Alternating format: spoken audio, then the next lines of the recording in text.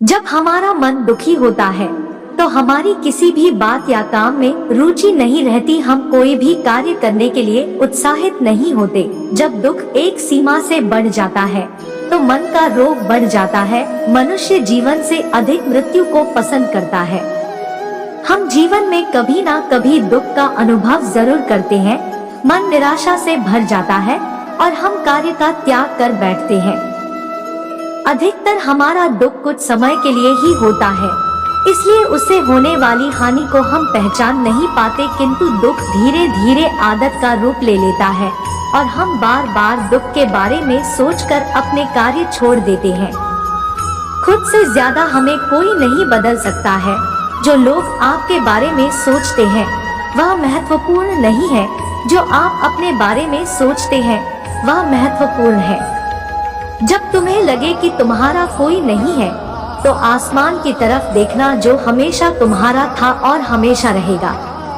जिस डर से आत्मविश्वास की हानि होने लगे उस डर का अंत करना आवश्यक हो जाता है। किसी के बारे में गलत मत सोचा करो, क्योंकि आप नहीं जानते कि उनकी जिंदगी में कितनी उलझने हैं। जैसे जैसे आयु बढ़ती है तुम्हें ये एहसास होने लगता है कि तुमने व्यर्थ ही उन लोगों को महत्व दिया जिनका तुम्हारी जिंदगी में योगदान था ही नहीं। एक दिन तुम्हारे ही कर्म तुमसे मिलने आएंगे, बस उस दिन हैरान मत होना।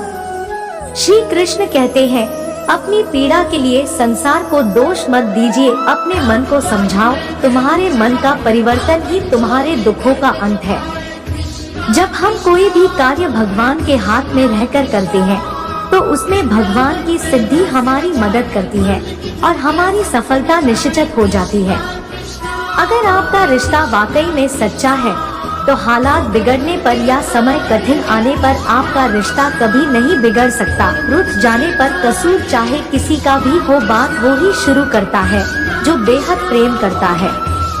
रिश्ता निभाने के लिए दिमाग की बुद्धि नहीं, दिल की शुद्धि होनी। सत्य कहो, स्पष्ट कहो, जो अपना होगा वो समझेगा, जो पराया होगा वो छूट जाएगा। अकेले हो तो विचारों पर काबू रखो और सबके साथ हो तो जुबान पर काबू रखो। प्रार्थना ऐसे करो जैसे सब कुछ भगवान पर ही निर्भर करता है और प्रयास ऐसे करो जैसे सब कुछ आप पर ही निर्भर करता है। क्रोध एक ऐसा तेजाब है जो जिस चीज पर भी डाला जाए उससे ज्यादा उस पात्र को नुकसान पहुंचाता है जिसमें वह रखा जाता है। फर्क सिर्फ सोच का होता है, वरना समस्याएं आपको कमजोर नहीं मजबूत बनाने आती है।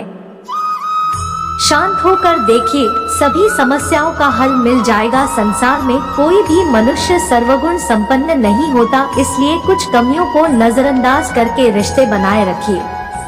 रिश्तों की कद्र पैसों की तरह करनी चाहिए, क्योंकि दोनों का कमाना मुश्किल है लेकिन गंवाना आसान है। किसी भी चीज को समझने के लिए सबसे पहले मन को शांत रखना चाहिए और फिर काम पर ध्यान देना चाहिए, क्योंकि हम मन से ही प्रश्न खोज लेते हैं और मन में ही जवाब देकर बैठ जाते हैं। भगवान श्री कृष्ण कहते हैं, मन का बेचैन होना उसका स्वभाव है। हमारे मन को लगता है कि अगर वह अलग अलग बातों के बारे में सोचता रहेगा तो हमें आने वाली हर मुश्किल और मुसीबत से बचा लेगा, पर ऐसा होता नहीं है। हम अपने जीवन का काफी अधिक समय सोच विचार करके परेशान होने में निकाल देते हैं। भगवान श्री कृष्ण कहते हैं कि मन का यह स्वभाव बदलना मुश्किल जरूर है, असंभव नहीं। कभी सोचना, क्या हमारी सारी विपदाओं का कारण बाहर है या स्वयं हमारे भीतर है? क्या हमारी सारी प्रॉब्लम्स और हालात दूसरों के कारण है?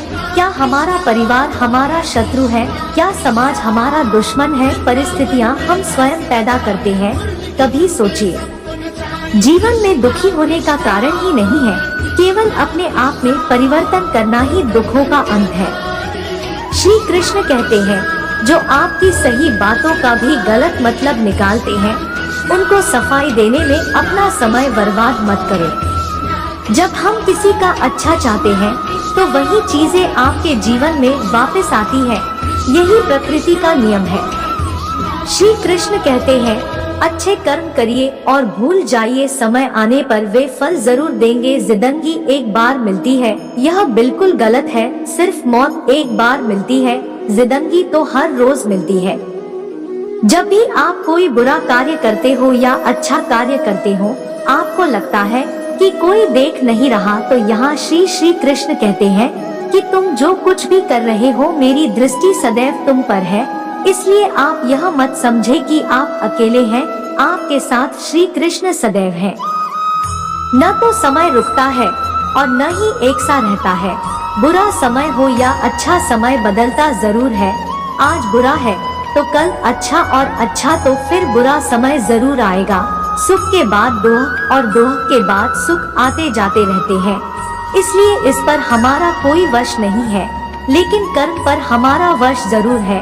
आप सिर्फ कर्म करिए, फल की चिंता किए बगैर। समय आने पर फल जरूर मिलेगा। आजकल जिससे भी मिलो वह केवल अपने दुख की बात करता है।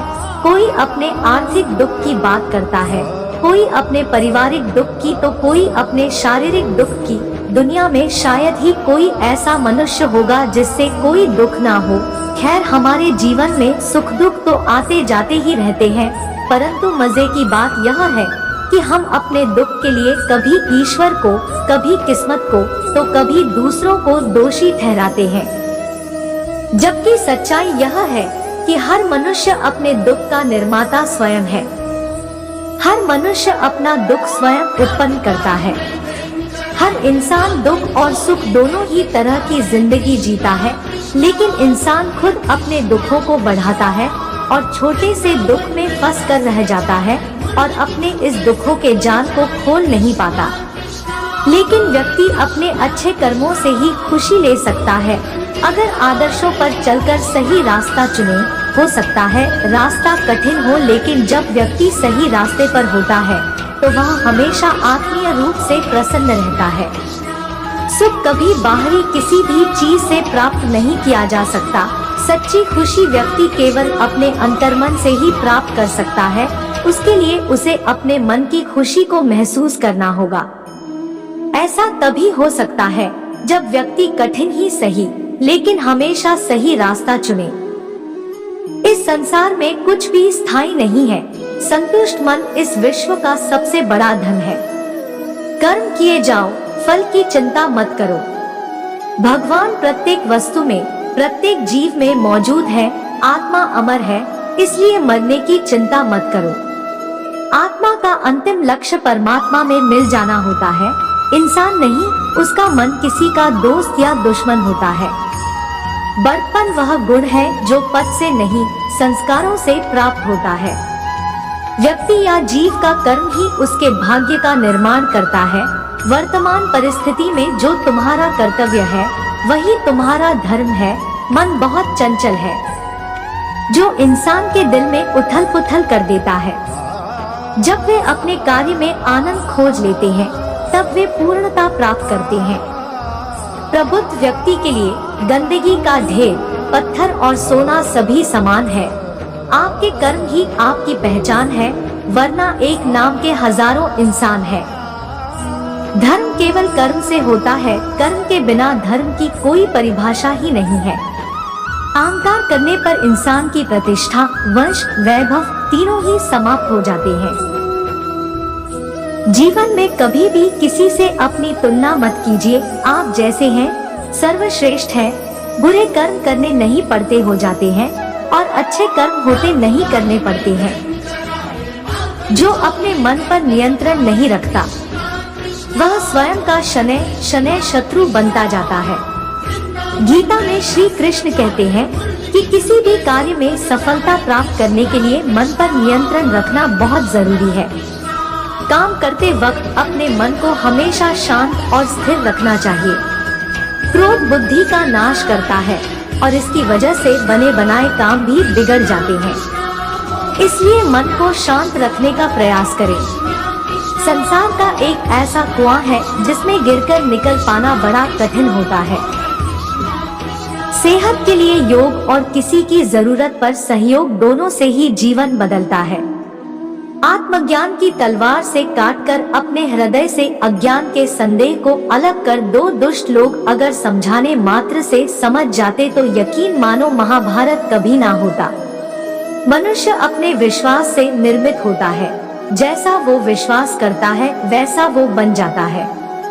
मान, अपमान, लाभ हानि, खुश हो जाना या दुखी हो जाना, यह सब मन की शरारत है जिसे तुम अपना समझकर मग्न हो रहे हो। बस यही प्रसन्नता तुम्हारे दुखों का कारण है।